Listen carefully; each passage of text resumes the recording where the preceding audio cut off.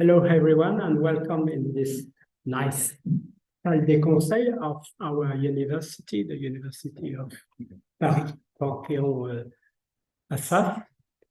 I'm Tristan Mattelart, but I'm not now the deputy director. But I was asked by our director of our research center, Cécile Méadel. Our research center is the CARISM. And I was asked by Cécile to introduce, in a few words, this fascinating conference. And don't worry, I will be very brief. Just to say that I think that the topic that will be discussed today is a fascinating topic. I think we all agree that the huge digital platforms, US or Chinese digital platforms, are key players in international relations. If we all agree on that fact, there are not so many studies that analyze in depth this reality. And it is true that it is quite difficult to do it.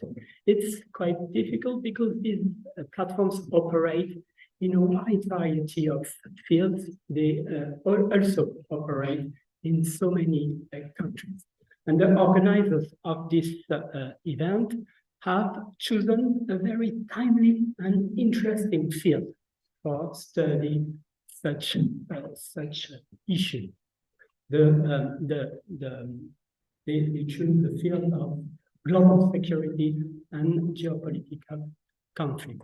Of course, it's quite an extensive field, but it is a very interesting laboratory for understanding the ways in which these huge digital platforms are key players in international relations, in competition, and also in cooperation with traditional players of international relations, such as national states or international organizations.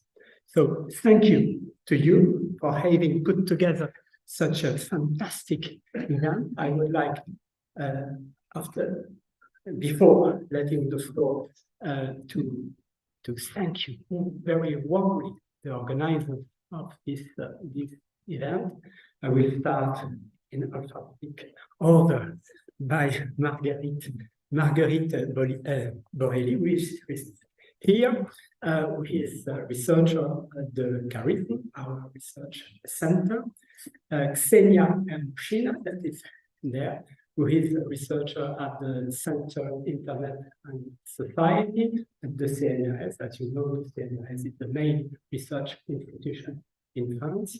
I would like also to thank Francesca Noviani, who is a researcher in the same center, and of course, last but not least, Gulnara Zakharova, who is also a researcher at the CARISM. I wish you very fruitful discussions and sessions, and as we say in French, que la fête commence.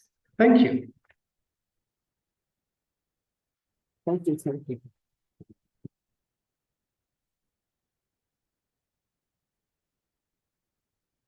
Thank you, Professor Mattelart.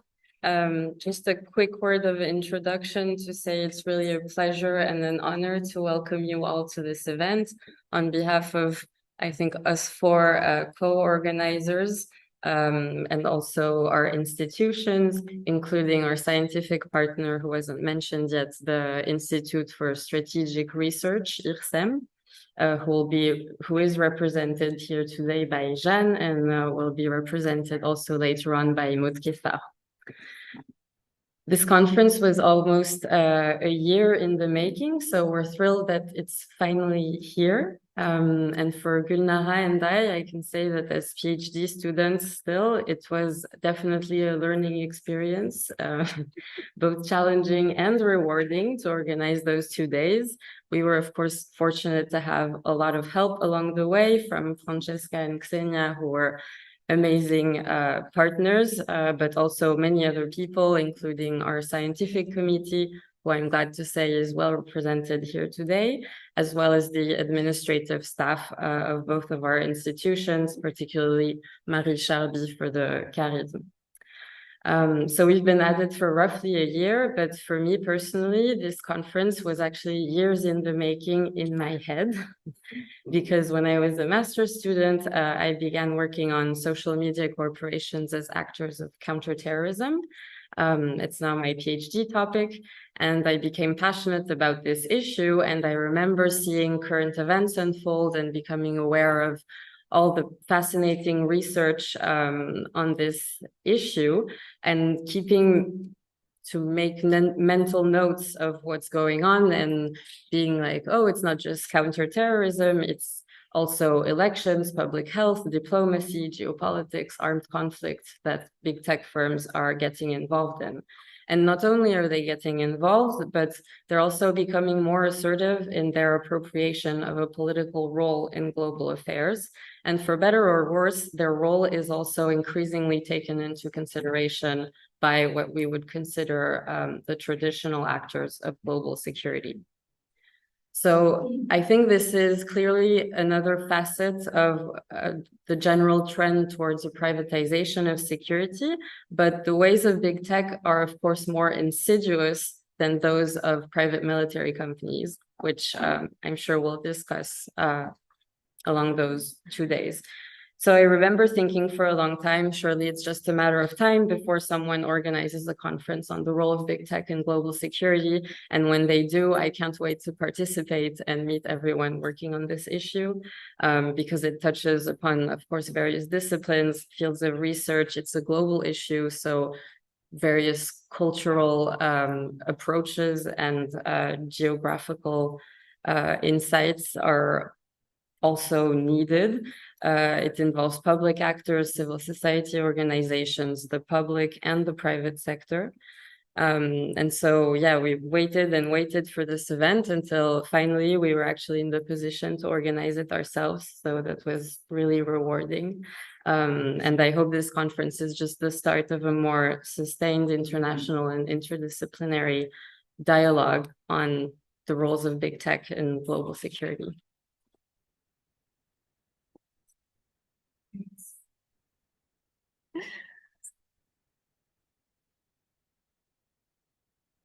And just to add a few words, we are one of the things that we are most proud of is how many people from all over the world we managed to gather here.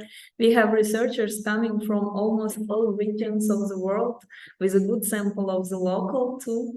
And we are gathered here in one of the world's oldest universities. We are literally surrounded by centuries of knowledge. But also we are here to talk about companies that didn't even exist some 50 years ago and yet completely changed the face of the earth. This in itself is symbolic. And before we start, I just wanted to remind you that some of these companies at the beginning were just about connecting people. This is what gives them great power, but also a great responsibility that we are here today to discuss.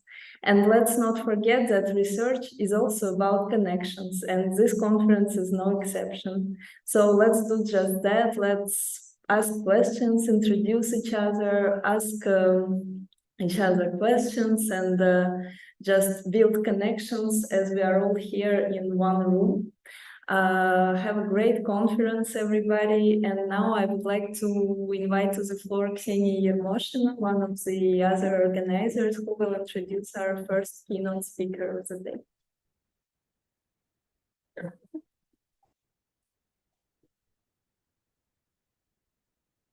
Hi, everyone. My name is Ksenia Yermoshina. I'm a researcher at the Center for Internet and Society, and I'm also a fellow at the Citizen Lab. And that is why it is my honor and pleasure to invite here Ronald Deibert, who is professor of political science, founder and director of the Citizen Lab at the Munk School of Global Affairs and Public Policy at the University of Toronto. Citizen Lab has been a great source of inspiration for myself and our research unit as well. And the role of the lab in questioning actually the status of global companies and big tech is huge. And I hope that Ron will share with us the insights from the Citizen Lab's work on this topic. Please, Ron, the floor is yours. Voila. Okay. All right. Hello, everybody. I'd like to begin with a little opening story. Let me see. Perfect. So just before the pandemic, Bill Marzak, who's a senior researcher at the Citizen Lab, who helps investigate one of the main research areas that we work on, which is mercenary spyware and the abuses connected to this industry. He observed what he thought was a hack device or several hack devices connected to a law firm in the United Kingdom.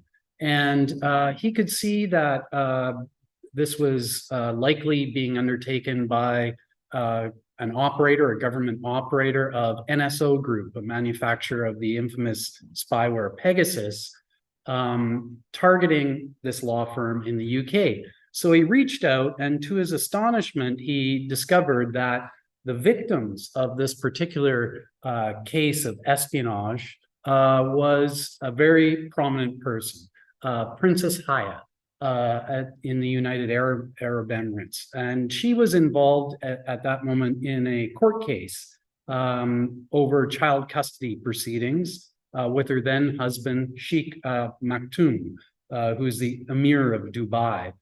And so when he reached out to the law firm and said, I suspect that you're under surveillance, and he did some forensic analysis of the devices, it turned out that not only was Princess Haya's phone hacked with Pegasus, but so was her lawyer, who happened to be a sitting member of the UK House of Lords, Baroness Shackleton, who you can see here. In addition to those two, several other lawyers at the firm, as well as Princess Haya's security personnel, were under surveillance. So when you ask NSO Group how they regulate the sale of their spyware to their government clients, they usually trot out an answer like this, saying that we strictly control our technology so that it's used only for matters of investigating serious criminal offenses or issues surrounding terrorism. Well, in this case, what we saw was an autocratic sheik, a misogynistic tyrant, frankly, using this very sophisticated surveillance technology to interfere in divorce and custody proceedings involving his then wife. So no better example of the abuse of spyware can you find than in this particular example. It's really the definition of personalized corruption. Now, that's not the end of the story. As I mentioned, Bill Marzak discreetly reached out to this law firm in confidence and told them, I suspect your phones are under surveillance. And to our surprise, during court proceedings, it emerged that someone else did as well. Shortly afterwards, Bill reached out to the law firm, Sherry Blair, wife of former UK Prime Minister Tony Blair, did so as well. And in her testimony in the court proceedings, she said that she was instructed to do so by NSO Group, for whom she was working at the time as a private consultant. So the question is, how was NSO Group aware that Bill Marzak had only a few hours before reached out discreetly and privately to this law firm to alert them that they were under surveillance? Now, that's not the only case where the sheik was involved in the abuse of surveillance technologies. Just a few months before, one of his daughters, Latifa, had organized, perhaps you know about this, a dramatic escape from his tyrannical rule, where she organized an escape on a private yacht. And when this happened, the sheik apparently turned to the surveillance services of a prominent Israeli firm that specializes in geolocation tracking to track down the yacht. Raison Group is the firm. Other reports say that he actually alerted the FBI, who went to a marine internet service provider called KVH. Whichever of those service providers was used is clearly something that is abusive and not involving any type of legal warranting process.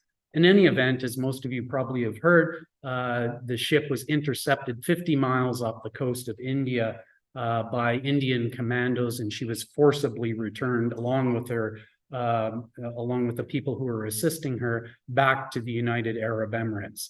Now, also in the United Arab Emirates, there was a firm called Dark Matter that was a surveillance operation run by the United Arab Emirates and staffed by former veterans of the United States National Security Agency. And if you go back in time to 2015 and 2016, the Citizen Lab was investigating a couple of cases of targeted espionage, one involving a UK journalist named Rory Donaghy, who you can see here, and the other involving Ahmad Mansour, a human rights defender in the United Arab Emirates. What we didn't know at the time was that these targeted espionage operations were actually the work of Dark Matter. And the Ahmad Mansour case in particular is very significant because it was the first time anyone had discovered hacking involving NSO Group. And we actually captured for the first time the exploits that were used by NSO Group and the Pegasus spyware, and did a responsible disclosure to Apple at the time. I actually spoke to a whistleblower who worked for Dark Matter, and she informed me that at the very same time that we were doing this investigation, Dark Matter was alerted to this and actually targeted the Citizen Lab itself, which was a little bit unnerving to learn about after the fact. Now, Dark Matter also reportedly intercepted the communications of former First Lady Michelle Obama when she was visiting Qatar. And that may have been a bridge too far because investigations were started by the Department of Justice, and 3 of these former NSA contractors were then arrested and entered into a deferred prosecution agreement, fined over $1 million for the hacking that they did. So this story, I think, illustrates in a microcosm the kind of disturbing world that we live in today. So here you have an autocrat, a despot, really, a tyrant, who is exploiting very sophisticated commercial surveillance technology manufactured by companies based in Israel, Europe, or involving personnel from the national security establishments in the United States, targeting someone who is not a criminal or a terrorist, and assisted by really obsequious sycophants like Sherry Blair. This is the world that we live in today, I'm sorry to say.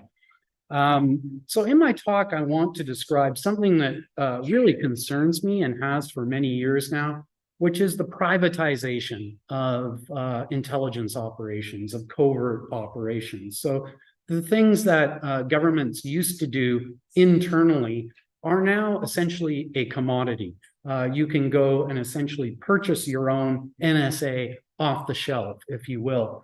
And one of the reasons I believe that this market is flourishing right now is because of the communications environment that we live in. And specifically, I'm referring to the business model of the personal data surveillance economy, or surveillance capitalism, if you prefer that language, which has, in my view, 3 dominant characteristics. It's invasive by design, it's insecure, and it's emotionally exploitative. So no matter how the big tech platforms describe what they're doing, putting information at our fingertips, connecting each other, making the world more convenient, and so on, the business model has one overarching imperative, and that is to gather as much information as they can from us, their users, in order to target advertisement in our direction. We are, in other words, the livestock for their data farms. And in order to accomplish the imperatives of that business model, they push out as many sensors as they can constantly in a rush to, as to quote Mark Zuckerberg, move fast and break things. And as a consequence, insecurity is replete throughout the entire digital ecosystem, from the infrastructure all the way up to the applications. Obviously, keeping users engaged is critical to the business model. And human nature being what it is, we tend to be attracted to angry, emotional content. And so the platform's algorithms prioritize that type of content. Now, if you step back for a minute and you were to imagine what would be the perfect ecosystem for privatized covert operations and intelligence to thrive in, you couldn't imagine a better material environment than the digital ecosystem that we live in today. It wasn't designed for this purpose. It's one of the unintended consequences, I would say, of the ecosystem that we live in, but it's like a petri dish or an incubating pond where privatized intelligence is flourishing. So what I want to do in my brief keynote today is run through some high-level examples of how privatization of covert operations and intelligence operations are thriving today, beginning first with mercenary hacking. The Citizen Lab, along with partners at Amnesty International, Access Now, and other organizations, investigative journalists, have documented really what I would describe as a pandemic of abuse of mercenary spyware. So literally, there are dozens of cases that we and others have investigated and published about showing commercial spyware providers putting in the hands of authoritarian regimes and even democratic governments and security agencies working for those governments, very powerfully invasive tools that allow them to hack into devices. The latest versions don't even require any victim interaction. You can silently take over any device anywhere in the world. And of course, this is leading to horrible abuses and the extension of transnational repression. So we've seen targeting of political opposition, including in democratic societies, human rights defenders, lawyers, journalists, and others around the world. And the hallmark of this industry overall, I would say, is extreme abuse. There is really very little regulation around this industry until recently. And as a consequence, we're seeing authoritarian regimes and other actors using these technologies for reasons other than what the providers are describing. I could give many examples that illustrate this point, but one of my favorites comes from an investigation that we did back in 2017 involving a mercenary spyware vendor called Cyberbit, which is an Israeli-based mercenary spyware vendor. This particular vendor made a sloppy error. They left a directory in their infrastructure open to the internet. It wasn't password protected. There was no authentication. And as a consequence, we could actually observe a lot of what this firm was doing over the course of an entire year. We essentially looked over their shoulders. And one of the things that was we could observe was a demonstration laptop that they would take with them around the world as they pitched their services to prospective government clients. This laptop would essentially check in, and we could correlate that information with other data that we could get from open source investigations to essentially describe who they were pitching their surveillance technology to. And here you can see some of those prospective clients. And basically, you're looking at a number of problematic countries, human rights abusing countries, countries with problematic track records, lack of accountability and oversight over security services. Maybe the two exceptions, France and the Czech Republic, I don't know. Here we are in France. Maybe I have to be careful about what I say, but I will point out that they were demonstrating it at a trade show in France, Milpol, where they're selling to prospective government clients. Now, abuse is replete throughout this industry. If you want to do a deep dive, I would recommend you take a look at this excellent investigation that was done jointly by Haaretz, Inside Story, and Lighthouse Reports about a particular consortium called Intellexa that was selling surveillance technology, not just to bad governments, but to actually militia that were involved in genocide in Sudan, to give you a sense of the depths of what we're talking about here. It's not just very sophisticated Israeli firms that we're seeing thriving in this environment. At the lower end, you have kind of bespoke hack-for-hire firms. This is one of them. In 2020, we did a lengthy investigation where we were able to uncover a global cyber espionage operation targeting literally dozens of organizations, hundreds of individuals around the world who had their email accounts compromised. And we were eventually able to attribute who was responsible for this hack and leak operation to a single firm called Beltrox, based in Delhi, India, essentially a walk-up storefront operation. Very low tech, if you will, but accomplishing the same objectives. And recently there was a prominent leak of a Chinese-based company servicing Chinese authorities. China, of course, very prolific in cyber espionage. They too contract out to the private sector, and I believe it won't be long before we see Chinese firms entering into this space.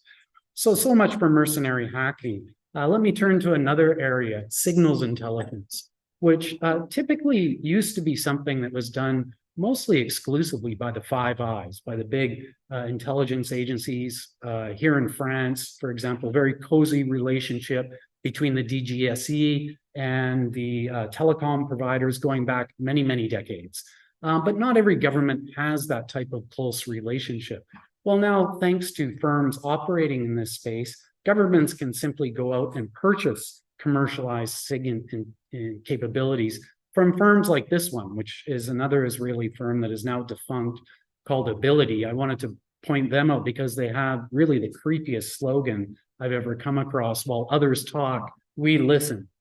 Gives you a sense. Here's another operating in this space, a company called Circles, which was at one point a close sister company of NSO Group that provides services that exploit insecure roaming protocols that are involved in the telecommunication system known as the SS7 signaling protocol. And they also made a mistake in their infrastructure. They set up checkpoint firewalls for their government installations that allowed us to actually fingerprint every one of their government installations that they had set up. And again, as you can see here on this map, we're talking about really a rogues gallery of despotic regimes and human rights abusing countries, highly problematic. As in the course of this type of research that we've been doing into SS7 exploitation, we discovered that Saudi Arabia had been abusing this SS7 roaming protocol to actually undertake geolocational tracking of Saudis who were traveling through the United States. And what we found was there were secret tracking requests coming from Saudi Arabia over a 4-month period, amounting to about 1 million requests. This is a regime, I need not remind you probably, that is involved not only in transnational repression, but targeted assassinations as well. So this type of fine-grained, granular tracking information providing as a service is, in this case, quite life-threatening. Another area, one that I'm really fascinated by increasingly, is a new one, but it's very closely connected to the ecosystem of surveillance capitalism, which is advertising intelligence, known as by the acronym ADINT. So all of us carry around mobile phones. They all have applications on them, and the applications try to gather as much fine-grained information from their users on the user's behavior, on their location, on their preferences, on their social relationships. That data is exchanged in real-time bidding networks. And of course, surveillance firms have entered into this marketplace now and are able to actually gather really detailed information on, for example, people's movements, and then sell them to government clients. One of these firms is called Aspectum, and you can see here from their brochures. By the way, brochures from some of these companies are really, in some cases, the best insights into the topic that we're describing here, because they don't mince words. They don't varnish what they're doing. They describe it for what it is. So as you can see here, Aspectum offers foot traffic data. And in their use case scenarios, they talk about disaster mapping, forest wildfires mapping. Sounds great, but oh, what's this? Social unrest monitoring. That doesn't sound that good. Or they offer a use case, monitoring Black Lives Matters protests across the United States, typically the sort of thing that we wouldn't want to see in a democratic society. Here's another of these ADINT firms, is an Israeli vendor called Patterns, which is very explicit about targeting government clients in the national security sector. And they do a great job of describing for me what I'm trying to describe to you. Virtually any app, close to 1 million apps monitored and tracked, virtually any app that has ads. And as I say here, always with the users. People carry the phone with them all times, especially during crisis times. They advertise being able to profile 5 billion unique user IDs. That's almost the entire world's population. We help national security agencies detect audience patterns and user behavior using digital advertising, data mining, and analytics. In one of their brochures, they talk about building essentially intelligence dossiers, right? Full user profiles, family members, co-workers, mobile operators, countries visited, applications used, people nearby, recent locations, all of us in this room, if you will, together. Scary stuff. Interestingly, Patterns also advertises the combination of advertising intelligence with targeted espionage. So we're seeing integration of some of these firms. As you can see here, send targeted messages, ads, or Trojans directly through the ad tech stack.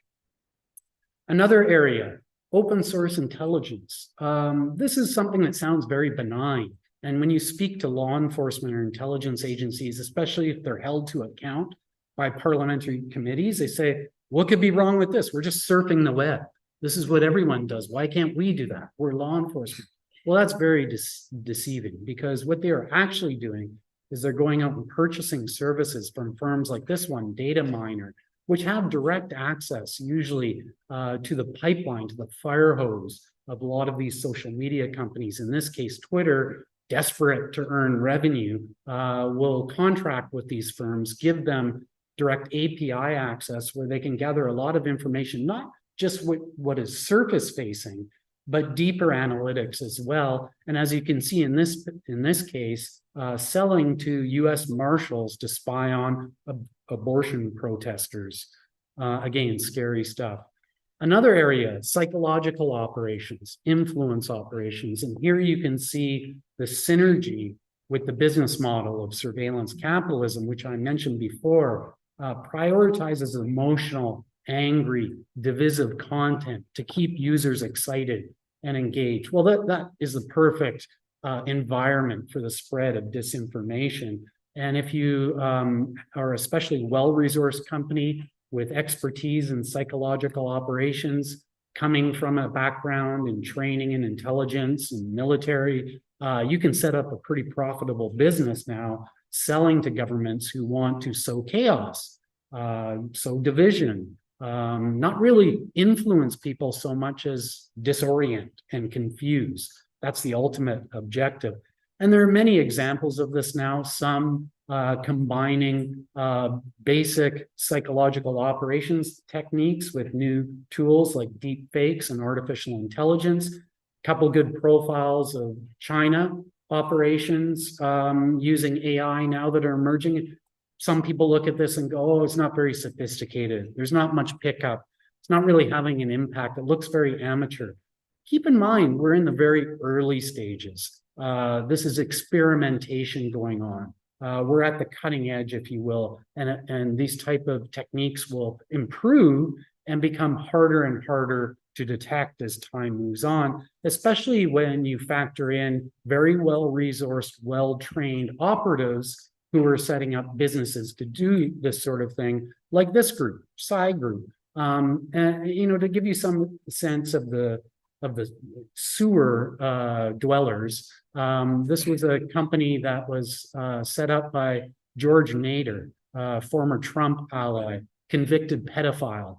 Psi Group is now rebranded. They're called White Knight. That's another characteristic of this industry. As soon as they get a bad optics, bad coverage, they rebrand and they set up as something else.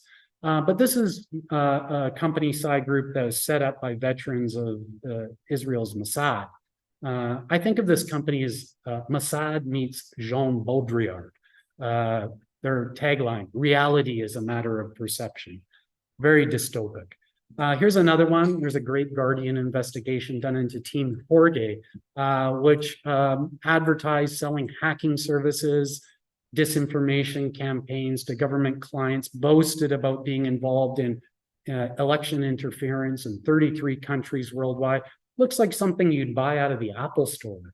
This is a bespoke one-stop shop to construct massive disinformation campaigns involving artificial intelligence and trolls and so on.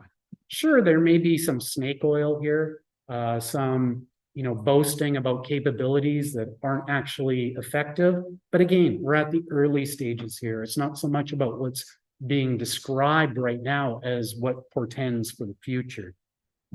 And lastly, there's covert operations themselves. So this is not something new. Many decades now, veterans of MI6, French intelligence agencies, the Mossad, Shin Bet have set up private intelligence firms. And usually these orbit around litigation cases, trying to gather incriminating information on litigants to discredit people. Now this has become routine. Big corporations, governments hire out these firms to stifle or quelch anything that's troublesome to their despotic aims. And we at the Citizen Lab know a little bit about one of these firms, Black Cube, notorious because they were hired by convicted rapist Harvey Weinstein to go after those who alleged rape and sexual assault. They also targeted my staff at the Citizen Lab, and thanks to the ingenuity of one of my staff members, John Scott Railton, working in collaboration with Associated Press, we actually organized a sting in a Manhattan restaurant and exposed the former Mossad agent who was working for Black Cube, trying to gather embarrassing or incriminating information that could be used to discredit us. If you want to learn about that episode, you can just look at that news item, and you can see here this former Mossad agent who's now effectively out of work thanks to the exposure that we did. Now, what are the implications of all this? Well, I'm afraid I don't have cheerful news for you this morning. It's not very good. Norm erosion around the world. We're seeing governments, especially autocratic actors, oligarchs, operating with impunity, and it's getting worse. We're seeing hostage diplomacy becoming the norm, poisonings, targeted assassinations, forced abductions. This is the world that we live in now, increasingly and sadly, and it's escalating and amplifying by the day.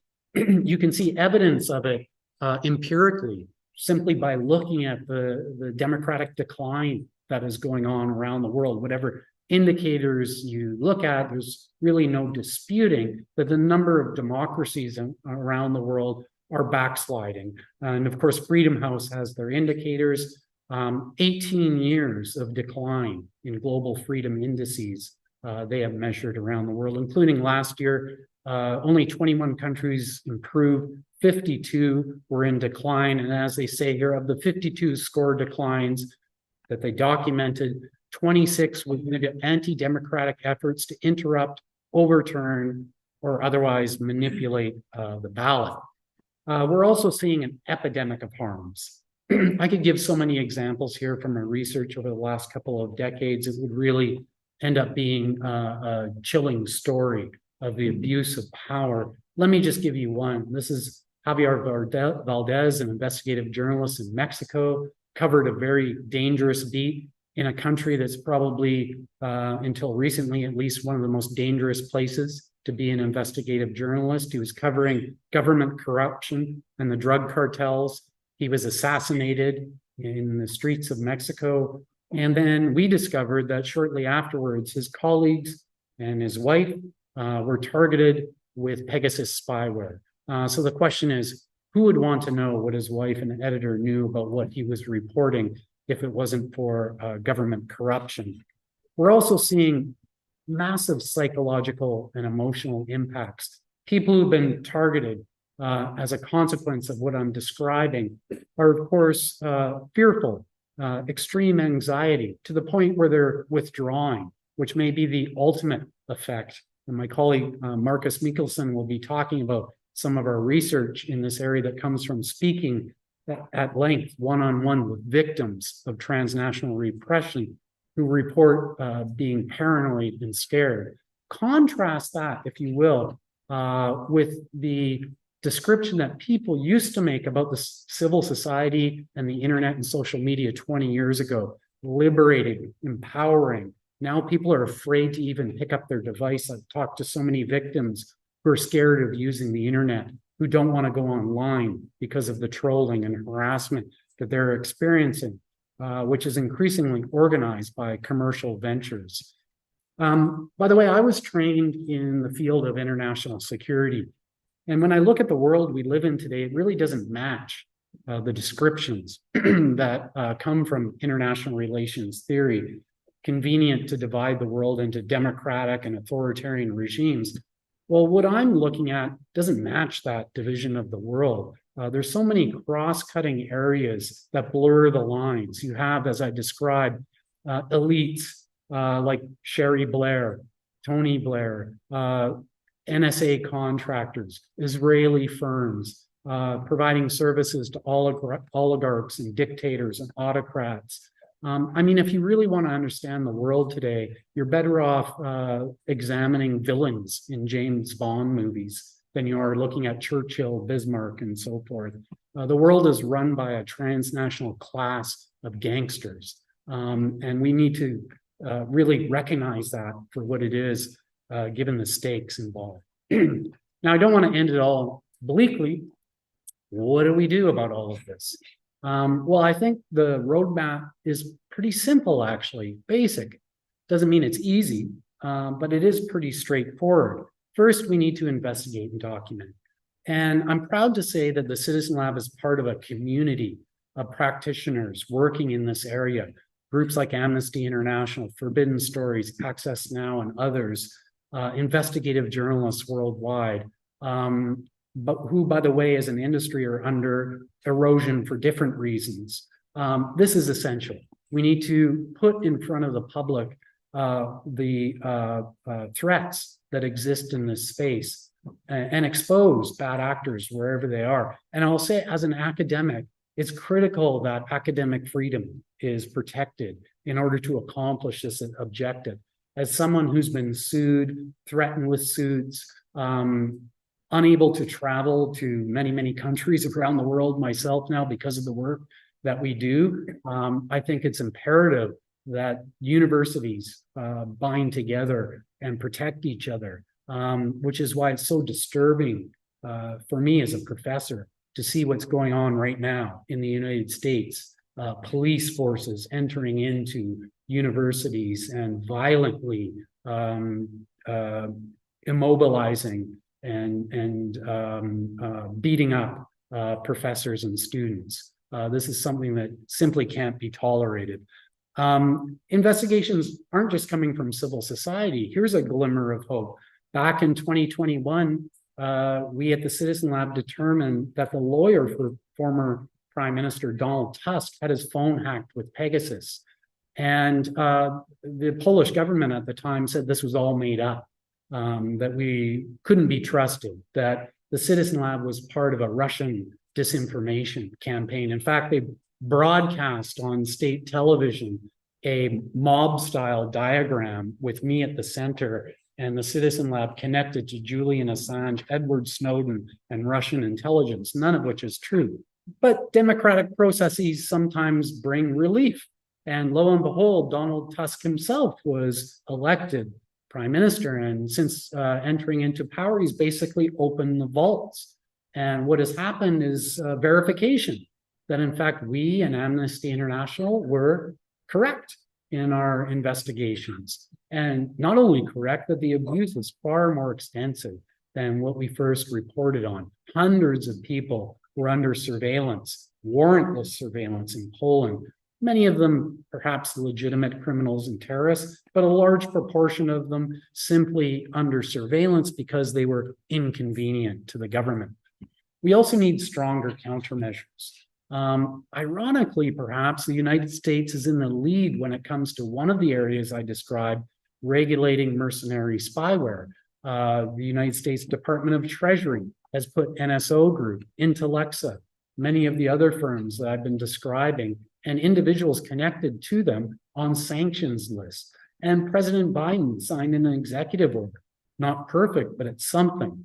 What we need are governments who have signed on, who have pledged to contribute to this overall regime that's building, to step up in the same way. We just haven't seen that yet outside of the United States, but I hope it happens, and those of us in civil society need to hold them to account. Again, here, it's not just governments that can erect stronger countermeasures. The private sector needs to as well. And again, there's little glimmers of hope. I've got problems with Apple for other reasons, but I think we can applaud that Apple, since 2021, has taken quite an aggressive stance. We at the Citizen Lab discovered the exploits that were being used to infect Apple devices, and we did a responsible disclosure to Apple. And what they did was remarkable. First, they sued NSO Group. Then they introduced a new security feature called lockdown mode. To date, we have not seen a single iPhone that has lockdown mode activated, penetrated by any type of spyware. And they started notifying victims. And in the notifications that they give to victims, they point them in the direction of our colleagues at Access Now and their excellent digital security helpline. We need big tech platforms to do more of this. Of course, almost everything they do is orthogonal to this. These type of measures work against the underlying business model. Again, my colleague Marcus Mikkelsen will be describing some of the ways we think big tech platforms can be doing more in this area. We need more legal accountability. There are numerous lawsuits underway where victims are suing the companies that I've been describing in various legal venues around the world. Legal processes are slow, complicated, they can be frustrating, but they're important. To exercise legal measures, to make sure that we're bringing about a modicum of justice is essential. And lastly, we need to repair the digital ecosystem. The underlying incubating pond that is giving rise to all of this, unless we address it at its roots, which boils down to the personal data surveillance economy, we won't be able to solve these higher level problems. So with that, I will leave you and wish you the best of luck over the next couple of days. Thank you very much.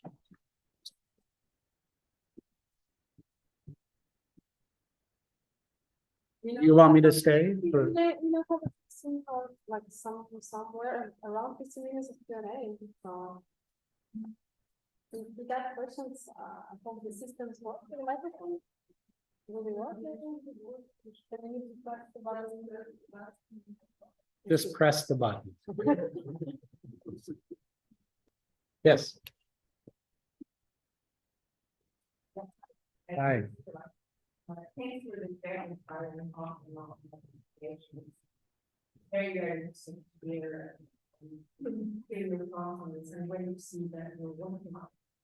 So I wonder if you could talk a little bit more about where you end, like what do you need to prepare the underlying beautiful structures that you have. And I think it's particularly very curious to hear if you have ways of thinking about the ways in which one might deal with commercial logic today. Because of course one of the core problems that I think very nice came out in the talk through this configuration and the huge number of firms as well, of course, is that there are companies and also the very large what's listed and listed that constantly goes down and will demand that other people buy competitive market logic. This model very complicated. And I wanted to get any idea about how one might design that out. Thank you for that. Yeah, I think that, again, here, it's not some kind of magic solution that I've come up with. I think it's some age-old measures, if you will, that we need to apply to the sector. To borrow the language of one of my colleagues, Marguerite Shakte, we need to make sure that we have principled democratic governance over big tech. That's the bottom line. And you can see that happening around the industrialized world, especially. Not all of it is necessarily good. In fact, some of the legislation that's being proposed to remediate some of the harms around social media and the digital ecosystem might actually make things worse. I say that as a Canadian who is concerned about our online harms legislation that's being proposed in my country. But the bottom line is we need to move away from the philosophy that has dominated this environment for the last couple of decades, which is to leave the state out and start thinking of ways to apply better regulation and oversight. I don't want to get into specifics. I have my own preferences, and there are people that are far smarter than me in this area, and I'm sure it'll be a discussion point in this conference. However, I will say this, that it seems absurd to me that we would never allow something like a food processing plant not to have regular routine outside inspections of what's going on inside the companies that manufacture what we eat. But we don't apply the same logic to firms that now have the most intimate insights into right down to our cognition. So we need to open up these firms and allow some kind of proper oversight and public accountability. And the same applies to security agencies. Security agencies have good reason to operate covertly, but that doesn't mean you can't have proper oversight. And if you look around governments, especially those that are less democratic, characteristic is largely the absence of public oversight and public accountability. So those two areas, I think, generally are the impetus. I would say we need to apply principled democratic governance to big tech and security agencies, and it won't always be successful. There are some bad proposals that are being put out there. Of course, the big tech platforms have huge resources, major lobbying efforts to try to defeat legislation or twist it in ways that serve their narrow purposes. But to me, this is the only way that we can mitigate some of the harms that I've been describing. I can't think of an alternative. Yes. Hello, good morning. Thank you for a very interesting presentation. I want Thank to you. ask a question about the increased acceleration in the speed of technological developments. And we know that there's a certain time lag between technological innovation, technological developments, and regulators' ability to even grasp what we're dealing with and to gain a good understanding of what these tools can do and what we need to mitigate their power. And I'm wondering if, with the recent introduction of AI and generative AI and these kinds of new tools just growing out, would be what to a point where the acceleration of technology is so great that it makes regulation almost impossible. Yeah. Because of the time lag. Yeah, it's a big problem. One way to address that is by distributing oversight mechanisms and making them more nimble. And part of that, I think, has to come from civil society and making sure that there are well-equipped watchdogs. So if you think about what groups like Citizen Lab, Amnesty Tech, Access Now, Human Rights Watch, and others do, is a form of accountability. It's not formalized, but it's a watchdog role. I think universities are, in ideal terms, one of the best places for that sort of thing to happen from a research perspective. The problem is that universities have largely been hollowed out of this sort of effort. People often ask me, why aren't there more citizen labs at universities around the world? Well, I wish there were. But if you ask administrators of universities, the last thing they would want is for there to be a citizen lab at their university. For whatever reason, the University of Toronto has been very supportive of the work that we do, but I doubt I could have a citizen lab here in France, for example, because of the way in which bureaucracy works and the risk aversion in universities. So I don't have a simple answer for you other than the oversight needs to be as nimble as the innovation that's happening. And perhaps we need to slow things down. The pace of development is a syndrome itself of the business model of the ecosystem that's part of the problem in the first place. Yes.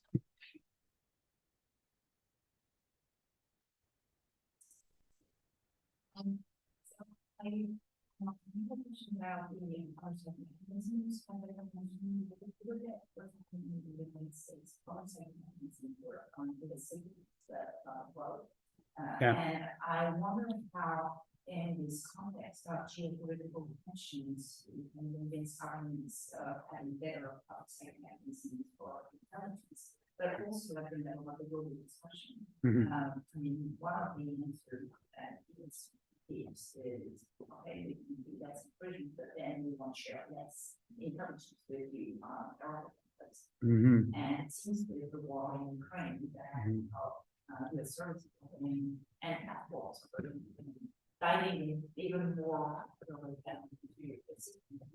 so how can we reverse that tendency, because it does create a dependency on this that makes it very. Yeah, that's an excellent question. Again, I don't have a simple answer for that. I think it's an example of complicated political processes. So if you look in the Biden administration, many positive things are happening right now. I mentioned the regulation of the mercenary surveillance industry. You have Lena Khan at the FTC really aggressively using antitrust measures against some of the platforms. But then you have this, strange nationalization, protectionist measures around TikTok, which are excessive, of course, and feed into this kind of territorialization that's counterproductive. All of this is a manifestation of the complicated political world in which we live. So again, here, this is something that's not easy to solve or point to a single measure that can be done, other than, frankly, encouraging people to be more aware of the world that they live in, and then vote in elected officials who share their perspectives. Of course, this is going to be difficult because the very political processes that we'd want to exercise to make sure that there are experts in place that are going to bring principled democratic governance to the space are being manipulated and subverted by the forces that I'm describing. So we've got very steep uphill challenges right now. The other thing is security agencies are not comfortable with sunlight. They operate in the shadows. Many of them still